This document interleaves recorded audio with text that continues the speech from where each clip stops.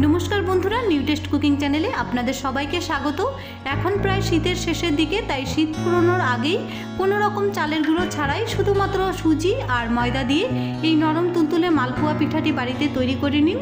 खेते किन्तु दारुण लागे। आसुन तबे आर कथा ना बाड़िये रेसिपिटी एकबार देखे नेওয়া যাক। तो मालपुआ पिठाटी तैरी करार जोन्नो प्रथमेई एकटा बोलेर मध्य हाफ कप परिमाण सुजी निये निচ্ছি और 1 कप परिमाण मयदा दिए देব। टेस्टेर जोन्नो दिए दिচ্ছি 1 কাপেরও একটু বেশি পরিমাণ চিনি। তবে মিষ্টির পরিমাণটা আপনারা আপনাদের মতন করে বুঝে দেবেন। লবণ দেব স্বাদ মতো আর দুটো এলাচ একটু থেতো করে দিয়ে দিচ্ছি।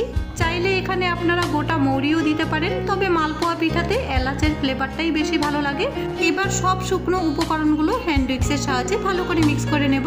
সব শুকনো উপকরণগুলো হ্যান্ড উইক্সের সাহায্যে একটু মিক্স করে নিয়ে এবার অল্প অল্প জল দিয়ে একটা ব্যাটার তৈরি করে নেব। এখানে আমি কুসুম গরম জল দিয়েছি, খুব বেশি গরম জল কিন্তু দেওয়া যাবে না।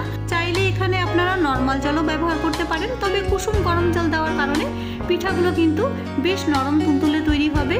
ব্যাটারটা আমার তৈরি করে নেওয়া হয়ে গেছে। ঢেকে 15 থেকে 20 মিনিটের জন্য রেখে দিচ্ছি। এতে করে কিন্তু সুজিটা ফুলে উঠবে আর ব্যাটারটা আরেকটু ঘন হয়ে যাবে। এই পিঠাতে খেয়াল রাখবেন ব্যাটারটা একটু ঘনই রাখতে হবে, পাতলা হলে কিন্তু চারদিকে ছড়িয়ে পড়বে আর পিঠাগুলো নরম তুলতুলে হবে না।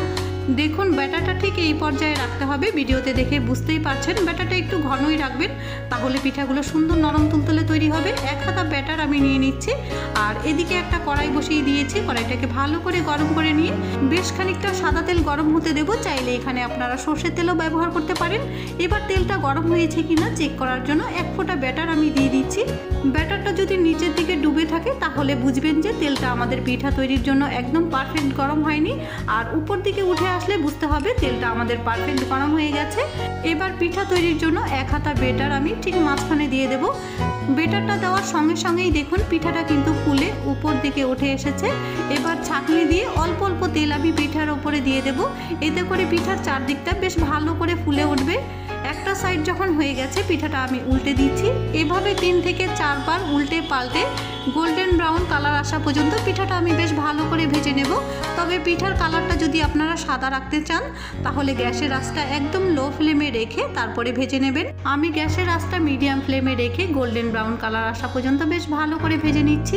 3 থেকে 4 বার উল্টে পাল্টে পিঠার মধ্যে একটা গোল্ডেন কালার আসা পর্যন্ত বেশ ভালো করে ভেজে নিয়ে পিঠাটা আমি তুলে নিচ্ছি।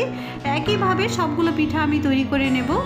একদমই অল্প উপকরণে আর সাধারণভাবে মালপোয়া পিঠার রেসিপিটি আশা করি আপনাদের কাছে ভালো লেগেছে।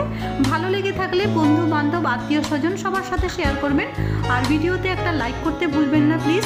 পাশাপাশি চ্যানেলটিকে সাবস্ক্রাইব করারও অনুরোধ রইল। একটা পিঠা আপনাদেরকে ছিঁড়ে দেখাচ্ছি, দেখুন ভেতর থেকে কত নরম তুলতুলে আর ফুলকো হয়েছে। সেম প্রসেস ফলো করে পিঠাটি তৈরি করুন, দেখবেন আপনাদের পিঠাও ঠিক এইরকমই তৈরি হবে।